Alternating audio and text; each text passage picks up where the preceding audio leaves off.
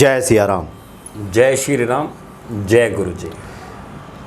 लिंग थापी विधिवत करी पूजा, शिव समान मोहि कोई न दूजा। भगवान राम कहते हैं कि शिव के समान मुझे कोई दूसरा प्रिय नहीं है, शिव ही प्रिय है। जो उनकी लिंग स्थापना करके जो पूजन करता है भगवान शिव का, उसके समस्त मनोकामनाएं पूर्ण हो जाती हैं।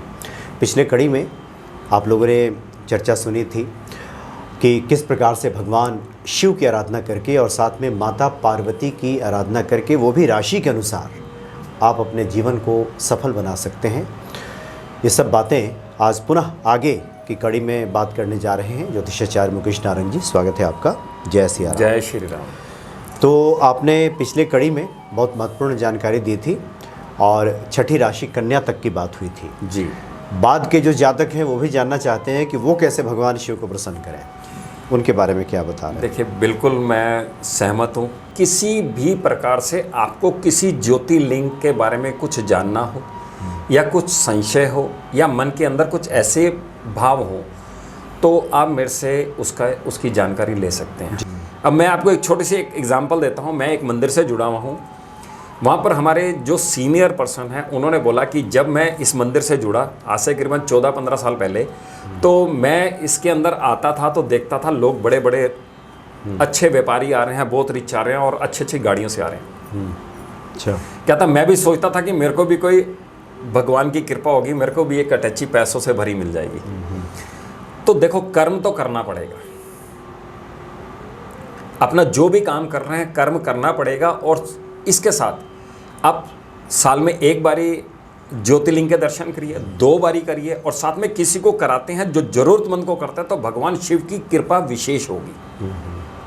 आपने दर्शन कर लिए, 1 बारी कर लिए, 2 बारी कर लिए, लेकिन माता की उपासना तो आप डेली कर सकते हैं। तो पिछली बार हम लोगों ने चर्चा की थी कन्या राशि तक, तो आज तुला राशि से जी इस यात्रा को आगे बढ़ाएं। तुला राशि वाले यदि रामेश्वर ज्योतिर्लिंग की मात्र दर्शन करने से इनकी मनवांछित इच्छा पूरी हो सकती है। ये जो है रामनाथपुर नामक स्थान पर स्थित है। भगवान राम ने इस ज्योतिर्लिंग की स्थापना की। जी जी। जब पुल बन गया था, पुल बनने के समय में उसी वक्त रामेश्वरम भगवान शिव ने स्वयं बालू से बनाकर, रामेश्वरम राम के ईश्वर है, रामेश्वरम ज्योतिर्लिंग। जी बिल्कुल। तो वहाँ की उपासना करना है। और जब भगवान राम आ गए तो बजरंगबली भी हमारे साथ जुड़ गए। तो आप इनकी करेंगे तो बहुत अच्छा रहेगा। एक कथा तो ये भी आती है कि रामेश्वरम भगवान की जब स्थापना हुई तो प्राण प्रतिष्ठा के लिए रावण को बुलाया गया था। बिल्कुल। एक कथा ये भी आती है। ये बिल्कुल मैंने सुना है। वैर है वो ठीक है, लेकिन रावण महापंडित को बुलाया गया था कि भगवान शिव के पुजारी, कि आप प्राण प्रतिष्ठा कीजिए। ये भी कथा सुननी में है। और देखो ना, लेकिन उन्होंने उस समय एक पूजा करने का जो विशेष महत्व था, उस वक्त वैर नहीं था। एक जो ब्राह्मणोचित कार्य है जो पंडित का, वो निभाया था रावण ने। और साथ में आप तुला राशि वाले ब्रह्मचारिणी की आराधना करते हैं तो बहुत उत्तम रहता है। अब चलते हैं वृश्चिक राशि वाले। वृश्चिक राशि को नागेश्वर ज्योतिर्लिंग की मात्र दर्शन करने से की मनवांछित इच्छाएं पूरी होती हैं। यदि आप वहां पर जाके बेलपत्र चढ़ाते हैं तो अति उत्तम है। और यहाँ पर या पाठ पूजा करते हैं तो बेलपत्र आप नियमित रूप से चढ़ाते हैं तो वृश्चिक राशियों के लिए ये जो प्रयास है इनके लिए बहुत उत्तम रहेगा, ऐसा मेरा मानना है। और साथ में वृश्चिक राशि वालों के लिए शैलपुत्री की पूजा करना ये सबसे बड़ा उत्तम प्रयास है। आप माता पार्वती को भी साथ में इस रूप को भी जोड़ते हैं तो आपका तुला राशि वालों के लिए उत्तम प्रयास आपके लिए सारथी बन सकता है। अब चलते हैं धनु राशि वाले। काशी विश्वनाथ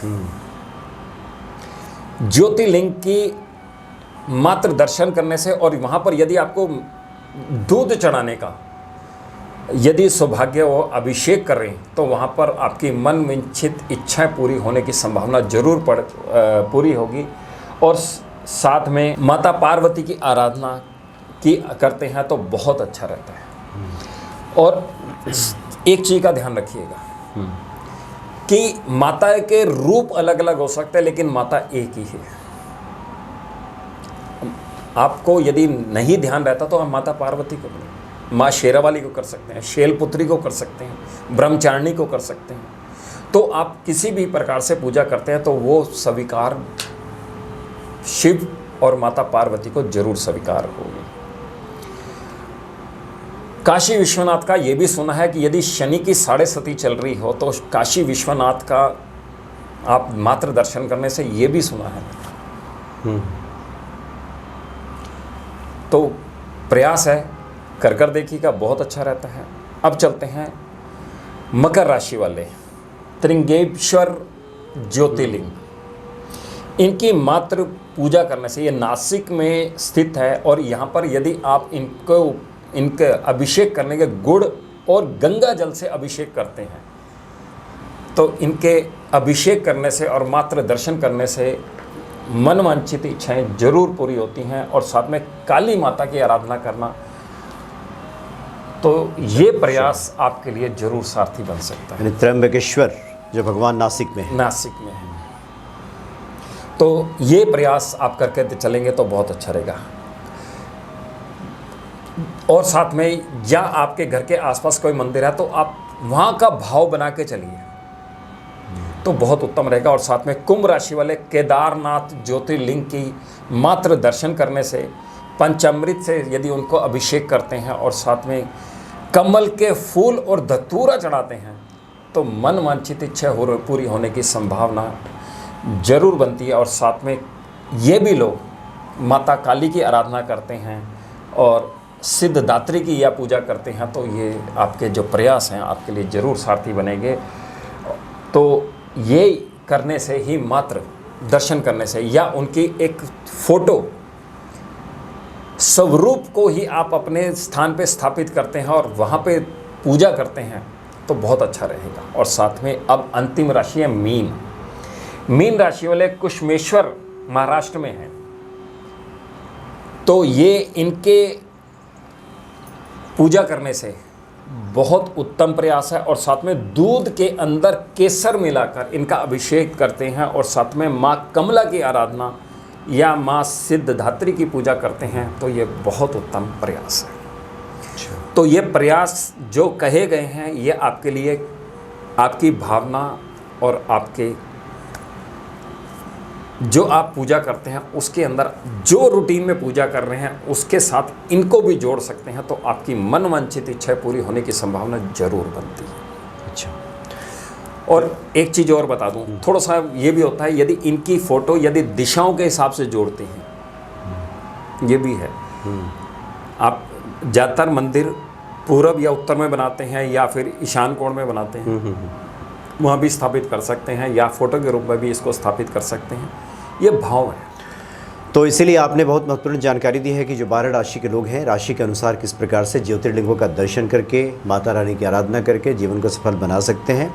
और पुनः स्मरण दिला दें जो आपने चर्चा की कि जब तक दर्शन का सौभाग्य उन्हीं की कृपा से आपको नहीं मिल रहा है तब तक उनकी कोई छवि तस्वीर जी ले लीजिए, दर्शन कीजिए। एक और आपने बहुत महत्वपूर्ण चर्चा की कि सुबह जगने के बाद अगर राशि के अनुसार उन ज्योतिर्लिंग भगवान का हम एक बार स्मरण कर लें, नाम ले लें, माता पार्वती का नाम ले लें, किस रूप का, हाँ, तो फिर उसके बाद आपके सारे कार्य भोलेनाथ संभाल लेंगे। क्योंकि भोलेनाथ तो ऐसे हैं जो आपका इच्छित पूरा करते हैं, मन में जो है उसको भगवान शिव पूरा कर देते हैं, उसमें खाली हाथ कोई नहीं लौटता।